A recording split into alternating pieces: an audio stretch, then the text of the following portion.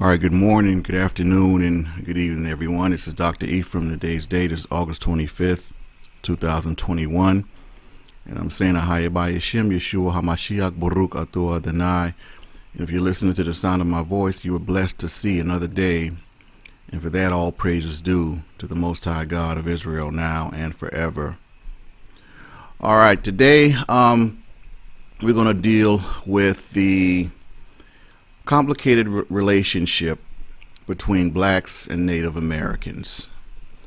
Now, for all of you who know or may not know, with that infamous 12 tribe chart, Native Americans, a couple of different Native American tribes are attributed to being the 12 tribes of Israel. Well, that is genetically not true, but I'm not even dealing with that aspect of it. The history of blacks and Native Americans it's complicated. I remember when this Louis Gates guy, which I don't know. I mean, it's not that I dislike him. It's just something about him that really irritates me, and I don't really know why, but he just does. But anyway, he deals in that doing the DNA test with all the stars and this and that, and it seems like he revels in the fact and revealing, things that aren't necessarily, I don't know, honorable about their. I don't know. It's just weird. There's something about him that just really irks me. But anyway, I remember he did a show one time saying how. Implying that most African Americans who claim to have Native American ancestry because of they had an ancestor or great grandmother with the long pretty hair and the high cheekbones, this and that DNA revealed that they didn't have any Native American blood at all, and that in fact that the long hair and the cheekbones aside, come to find out that the great grandmother or whoever or grand aunt or whatever had European. That was European blood in terms of why they look like that. So basically, he was trying to imply that majority of African Americans do not have Native American blood, contrary to popular opinion and belief. And I don't agree with that, like, at all. I don't. Because number one, like I said, the relationship between blacks and Native Americans historically, it is complicated. Because here you have two people that were, scrutinized, that were hated on, that shared commonalities with each other, right? Because. And one thing I will give a lot of the Native Americans, they wasn't trying to hear that slave stuff. They fought hard, they fought back. Many of them died and said that, and they would rather die than to be put into servitude or put into slavery. There were some African Americans too, but you don't really hear about that. You don't hear about those stories, though. You don't hear about the pockets of resistance from African Americans, quote unquote, that resisted slavery, like the ones that threw themselves overboard during the transatlantic, in the ocean to avoid slavery, to not, so they don't ever really talk about that. But anyway, when you have two people to share so much in common in terms of just being on the bottom, this and that, you're gonna gravitate to each other one way or another. Right? Like, I don't know if many of you know, but historically there are historic men that literally have Native American ancestry. I mean, just if you just look at their features, like Frederick Douglass, right? Now, given what I just said, look at Frederick Douglass's nose. You're like, wait a minute, he do got that Indian nose, though. Well, yeah, Frederick Douglass. And I don't mean like way back in his bloodline either. Frederick Douglass was part Native American. Right, so who else y'all know of back then? Red Fox from Sanford and Son. He was prominently he was had Native American blood, and it was prominent. It was close, close bloodlines that he had. That's why they call him Red Fox. And look at his features, right? You can just like Lena Horne. I will get into that. I'll get into that when I start the the lesson. But I was just giving you examples of people that you have heard of that definitely do have Native American ancestry. I mean, myself, personally, I'm gonna share some of that with you all. Before I got into the DNA thing, I had heard, like, on my father's side, we were Black, Indian, and Irish. Black, Indian, and Irish. Well, when you look at the features of my family on my dad's side, you can literally see those things. And when I got the DNA test, I actually saw those things on my DNA. Black, Indian, and Irish. I'm like, wow. So that was fascinating to me, right? So yeah, the relationship between blacks and Native Americans historically, it is complicated. And I felt led to kind of deal with it, at the very least, it'll be interesting or whatever. So, let's go ahead and get into it. All right. So when you kind of know the history, right, of how, America was founded, and, the transatlantic slave trade, important slaves, this and that, it's a given that groups of people that are oppressed, that are ostracized, disenfranchised, you name it, they're gonna with all those commonalities, they're gonna find each other. There's no way they're not going to get together and maybe even procreate. I mean, there's just no way, just logically speaking and logically looking at it, right? And so because of that, sometimes I think we tend to romanticize the relationship of Native Americans and blacks back in the day. Yes, when one thing that was common and commonplace was that slaves ran away all the time. I mean, who wanted to be in chains, right? Yokes of iron on their neck and feet and all that, right? So because of that, the white slave masters would hire slave catchers. Now, sometimes they would use other slaves to catch the runaway slaves, and then there were times they would actually employ Native Americans to catch runaway slaves. That's a historical fact. Now, yes, were there some tribes that gave a lot of the runaway slaves refuge, and they wasn't feeling that, whatever? Yeah, of course. And there's no glossing over that or denying that. But I'm just saying that, don't just take that part and then just kind of embrace it and romanticize it like nothing else happened during that time, because then that wouldn't be accurate. The fact of the matter is, yes, Native Americans and blacks, we did intertwine, we did mix. Now, maybe that small sample size that this Henry Louis Gates did, he didn't find any Native American in that very small sample size he did, but he's trying to make it seem or imply that Native Americans and blacks just didn't procreate. That's just asinine. Right. So so that would complicate a relationship. I don't know if you all remember that movie Mandingo back in the day. Some of the older brothers and sisters might remember it, where Ken Norton played the slave Meme, and he was a Mandingo, and he was a fighter. They used him to fight. Well, in one scene, they used him to catch a runaway slave, Cicero. Cicero, he just had that spirit. He wasn't trying to be nobody's slave. And he hated, his oppressors.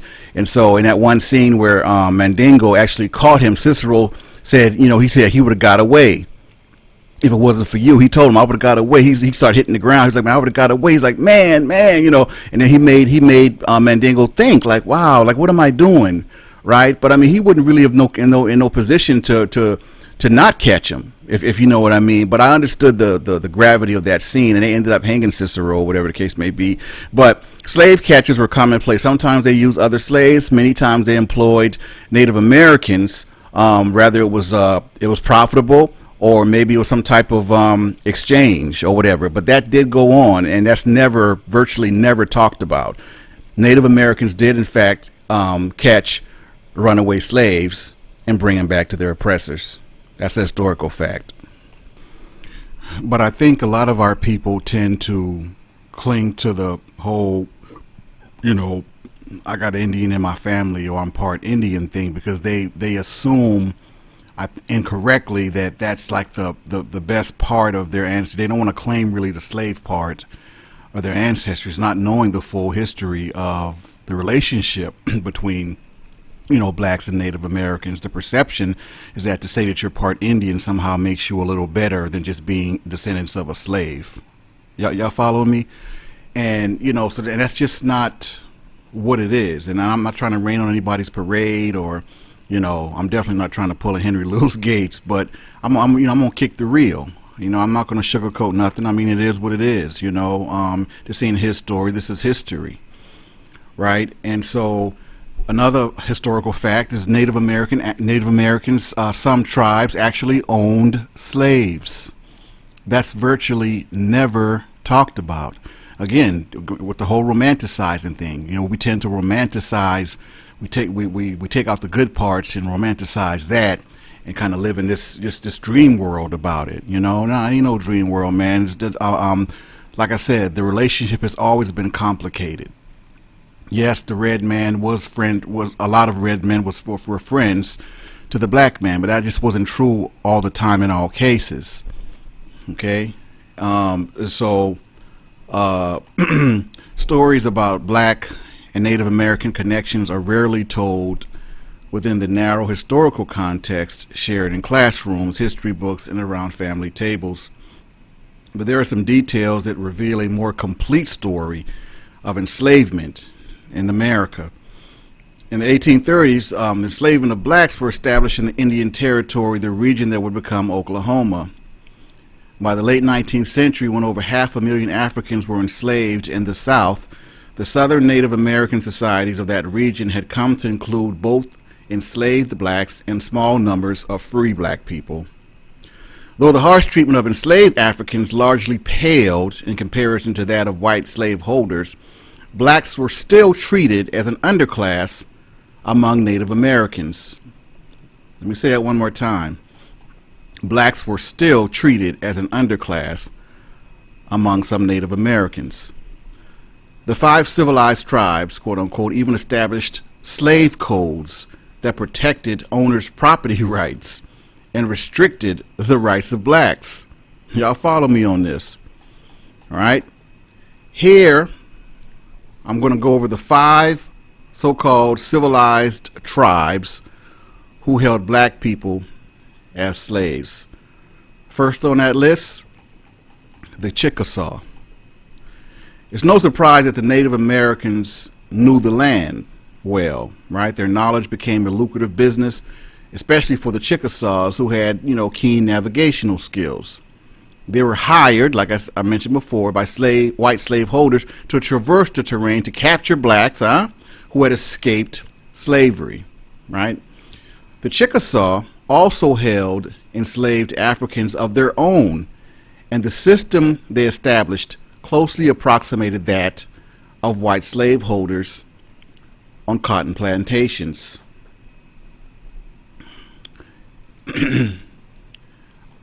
And the second tribe, the Choctaw. The Choctaw, who sided with the Confederacy during the American Civil War, held blacks as captives from warfare. See, you don't hear about this stuff in history, but you don't hear about this stuff amongst our people. You don't hear about this kind of stuff. See, this is the stuff we need to get away from the romanticize and start embracing the truth.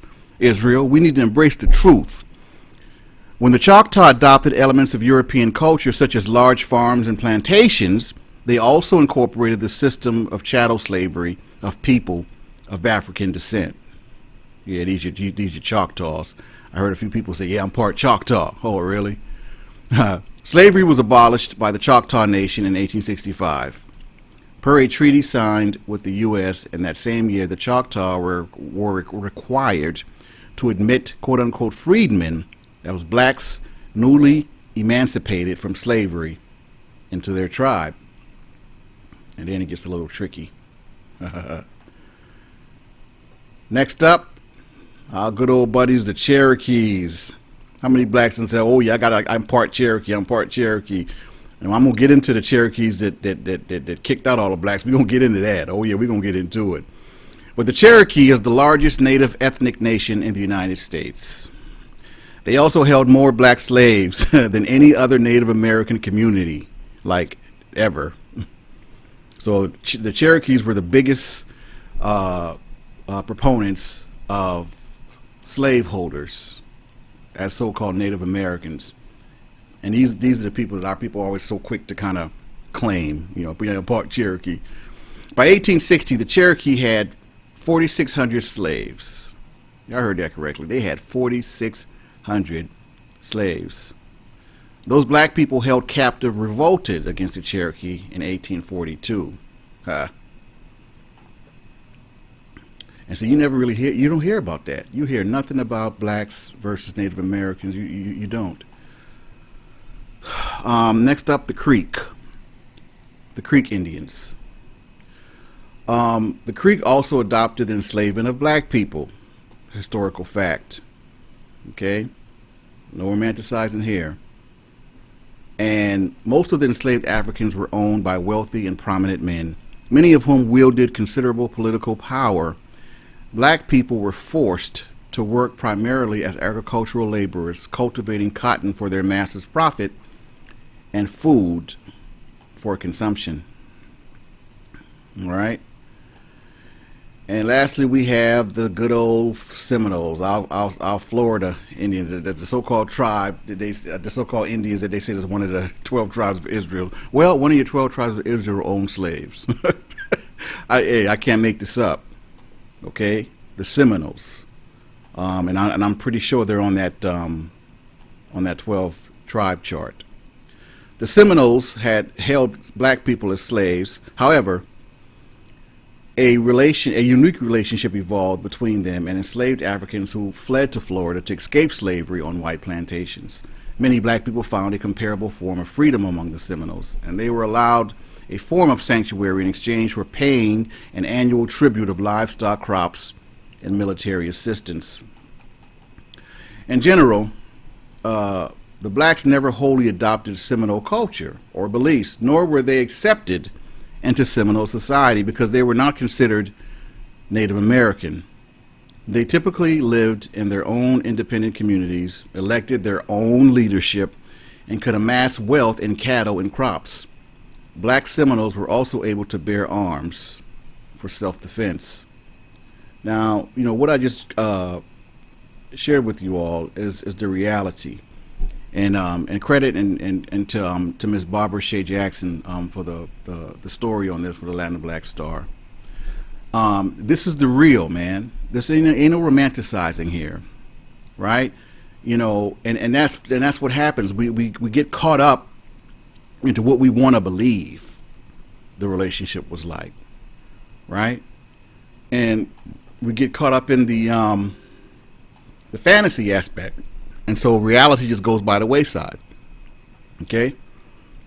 But no, the reality is, like the title suggests, the relationship between blacks and Native Americans has always been complicated. No, they are not Israel. Okay? Knock it off with that foolishness. They're not Israel. And I don't want you all to misunderstand. I'm not doing this lesson to kind of, downplay them or, disrespect them or anything like that. My job as a teacher is to give my people the full, real, actual, and accurate view of what it is. I profit nothing to sell y'all a bunch of romanticizing type fantasies of our relationships with people historically in this country, and they're no different. All right, so on to the next segment. So, for all this, I'm part Cherokee rhetoric espoused by our people over the years, right? Given the harsh reality of the information, I mean, the Cherokees were the biggest progenitors of slave owners of all the Native American tribes. Okay, and that's the fact. And so here we have the Cherokee Nation decided that they didn't want any blacks in their tribe anymore. And, African Americans, quote unquote, rebelled. They wanted to sue and all this stuff. I'm like, why would you want to be a part of a tribe or people or whatever who does not want anything to do with you? Like, I get it on the one hand, the so-called freedmen, right? But given the complex history of the relationship between Cherokees and African Americans, why would you want to be a part of that anyway? For those of you who aren't familiar with what happened, this is what went on. This is what happened with the Cherokee Nation. The Cherokee Nation decided at one point to limit their membership to people who could prove they have Indian blood. Now, first of all, I have Indian blood. But Indian blood doesn't tell you what tribe or what Indian you come from or what Indian is in your bloodline or whatever, right? So what does this having Indian blood? What is that? Like, okay, I have Indian blood, but does that make me a Cherokee? No, it doesn't. Like having so-called Indian or Native American blood does not tell you exactly from which tribe your ancestor descended from. So that's that. Okay. But they listen. They're sovereign. They make their own rules. They have their own nation. Boom. Okay. So what they did is that stripped the citizenship rights of about 2,800 African Americans who were descendants of slaves, once owned, okay, by wealthy Cherokees. Yeah. Y'all heard that right.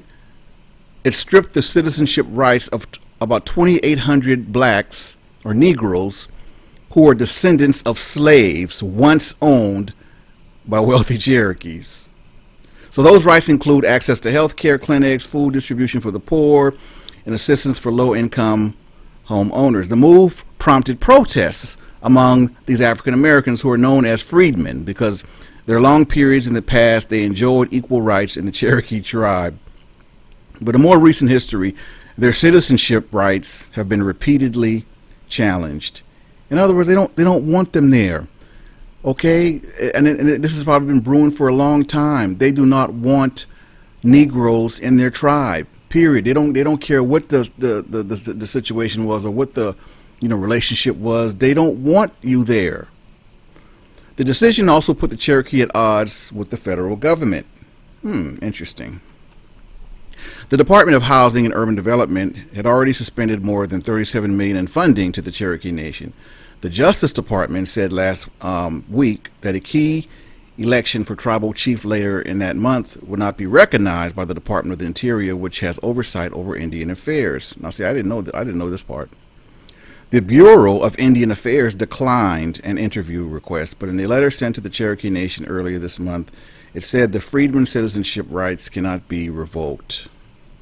The Cherokee first agreed to grant the freedmen equal rights in a treaty signed with the U.S. in 1866, following the end of the Civil War. The freedmen say they've been kicked out of the Cherokee Nation by people who are no more Indian than they are. That's funny. The majority of folk who are members of the tribe have lived lives of white privilege, says Marilyn Vann, who heads the Descendants of Freedmen Association. She says many Cherokees are largely white and are people who have never been discriminated against in their lives. Interesting. The Cherokee Nation's Supreme Court ruled in late August that the black freedmen could be stripped of their citizenship because they can't prove they have Indian blood. The tribe first voted in favor of this effort in 2007. While turnout for Cherokee elections tends to be low, more than 75% of all voters were in favor of the move. So what does that tell you, man? Oh my gosh.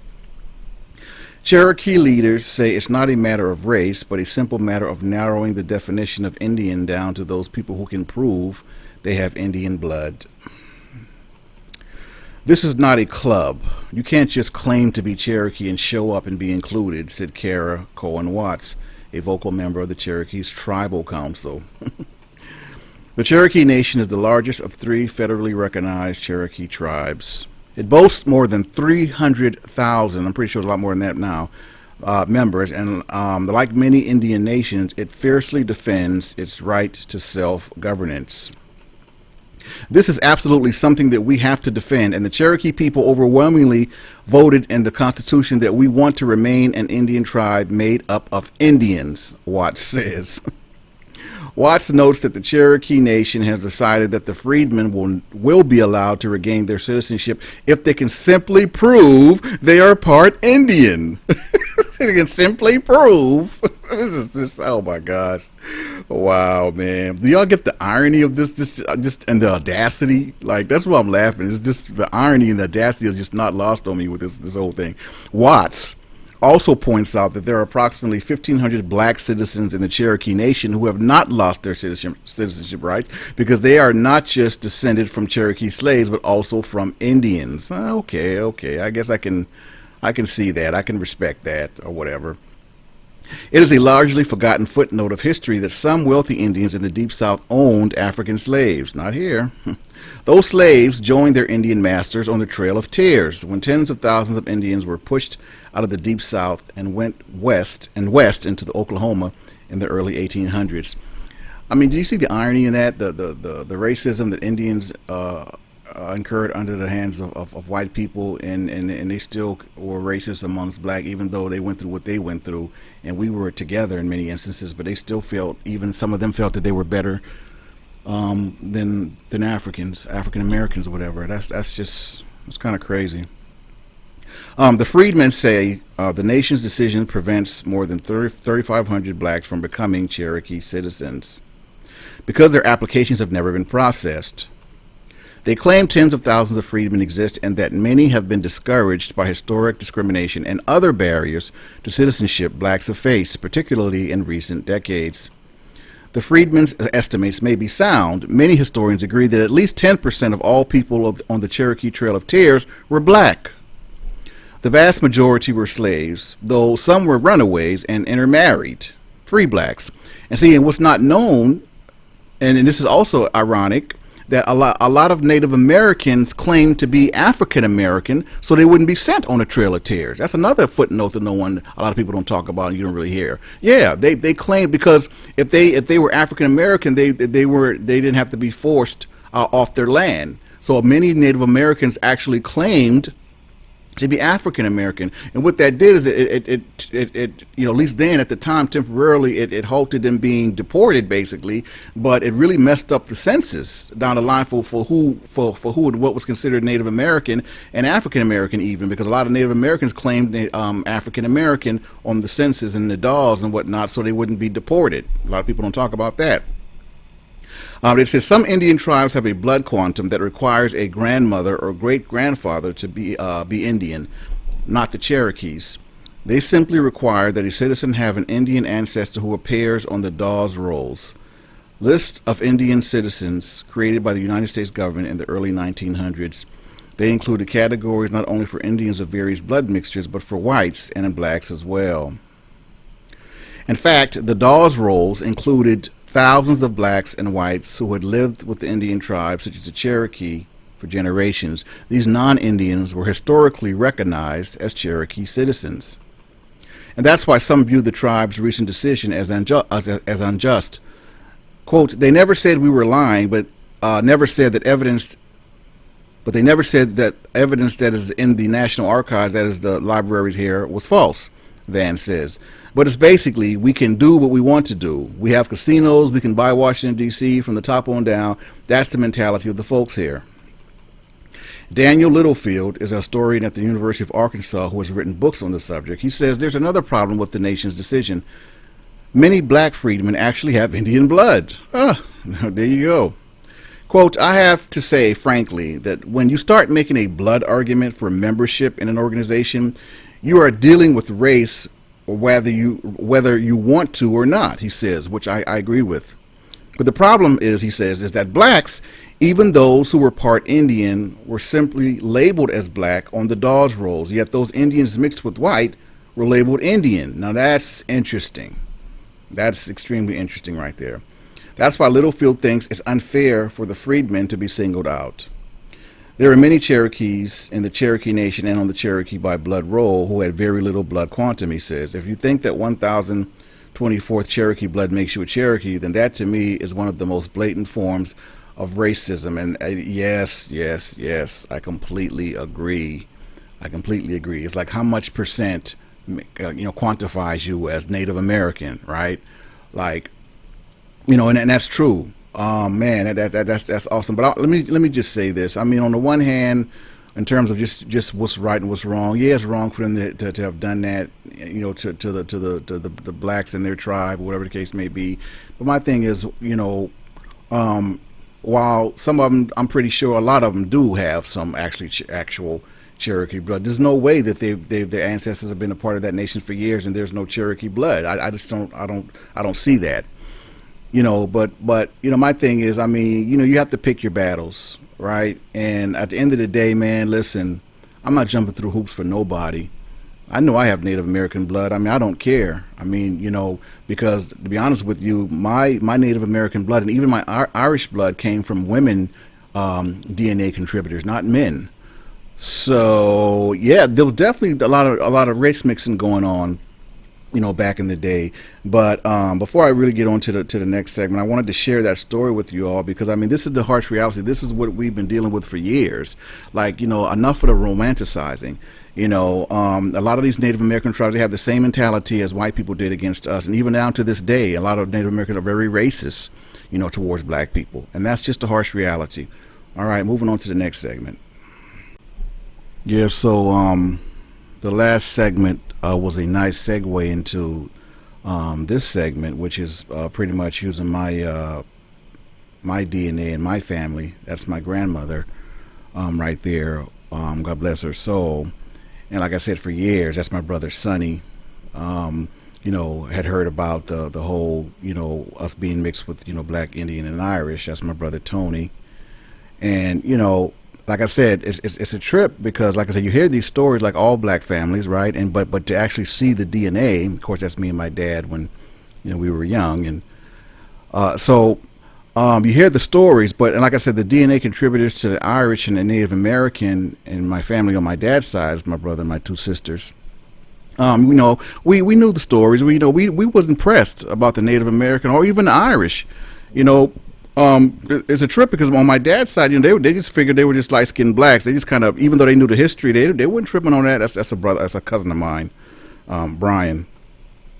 And I'm thinking, they used to say that about the one drop rule. Well, heck, that one drop. I'm like, were there more than one Irish woman and one Native American woman in my ancestry? I said, because if you look at my family on my dad's side, I'm like, one Irish woman did that. I mean, if you look at the features, even the eye color and all that, like, it's very pronounced on my dad's side. So I'm like, wow, one Irish woman did that and one Native American woman did that. So I don't know if there were more in my history or whatever the case may be, because the features, the complexion, the eyes, the hair, all that or whatever. So, but anyway, that's from my personal standpoint, or my personal DNA when I did my journey, or whatever. Of course, it's all about the Y DNA haplotype.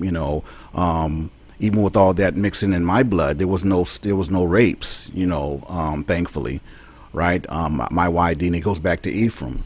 Straight up Israel, and that goes to the point that I've always made that Israelites we look very differently. Right? I mean, even with all this so-called mixture in my blood, right? My Y DNA haplotype is still E1B1A7A, right? Child of Ephraim. Actually, I'm sorry, child of Israel, seed of Jacob. And that kind of makes my point as well. It's not about the percentages. When you take those DNA tests, don't worry about the percentages. Percentages just is a small microcosm of the vast mixture of our blood all over the years. But that Y DNA haplotype is the thing. If a so-called Negro carries the Y DNA haplotype of a European, then 9 times out of 10, he's descended from the result of a slave rape, more than likely, or whatever. So it's interesting. It's the whole DNA thing, but like I said, the mixture thing, don't get into that. It's really not about the mixture. I mean, percentage of this, percentage of that.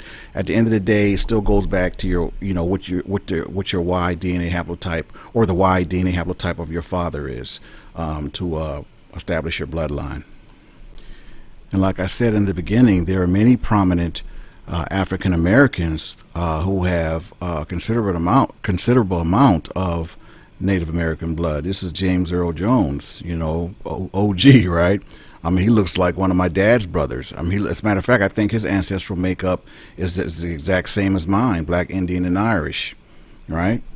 You look at Frederick Douglass, again, world-renowned abolitionists. Fought for the freedom and of black people and slave and everything like that. But they never talk about it. But clearly, I mean, he's Native American. He's part Native American, but it's never talked about. Rosa Parks, who had a huge hand in the civil rights movement, when she decided she wasn't going to give up her seat to a white person, and sparked that whole thing with the civil rights movement. She was a sweet spirit. God bless her soul. But definitely a lot of Native American history with her ancestry. Red Fox. That's why he got the name Red Fox. Get it? I mean, you just look at him, you just kind of tell, like you just know. But it's like they never even talked about that part of him. Neither did he really. Lena Horne, she was a quote unquote light skinned black with a lot of Native American ancestry, but she was all for the civil rights. She was all for black people. So one time she even refused to sing if blacks couldn't be up to the front with the white folks or whatever. So she definitely would take a stand as far as civil rights. And so James Brown, a lot of people don't know it, but James Brown had prominent Native American ancestry. I think he claimed Apache. I believe that's what he said one time many years ago.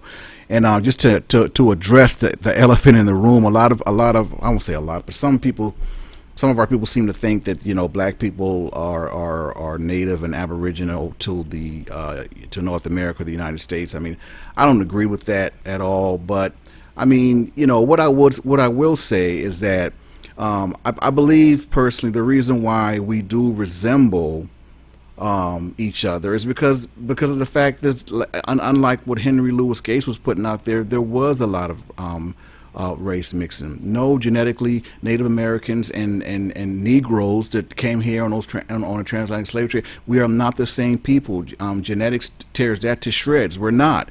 But what's true is that yes, of course we're going to resemble each other when you start mixing the races and mixing the bloodlines. Of course you're going to look alike. Of course you're going to have ancestors down the line that's going to look like someone from back in the day that may have been Native American or whatever the case may be. That's the elephant in the room. So I said, well, let me just go ahead and address this to those brothers and sisters who think that we're aboriginal to the United States or North America. No, I don't believe that to be true at all. We're from Northeast Africa. I don't know what y'all talking about. If you think you from North America somehow, some way, do your thing. That's not what this presentation is about. But I don't believe that. I just do know, and I'm addressing the fact that yes, there was a lot of mixing going on. Unlike what Henry Louis Gates said. So that's why we as a people, we look so much alike and have some of the same features, whatever, because of all the race mixing, right? And I mean, and I just want to say this, kind of to end the lesson. I hope you all enjoyed it. I hope it was interesting, whatever the case may be. But enough of the romanticizing. Who we are, who we think we are, who the Native Americans are, and who we think they were.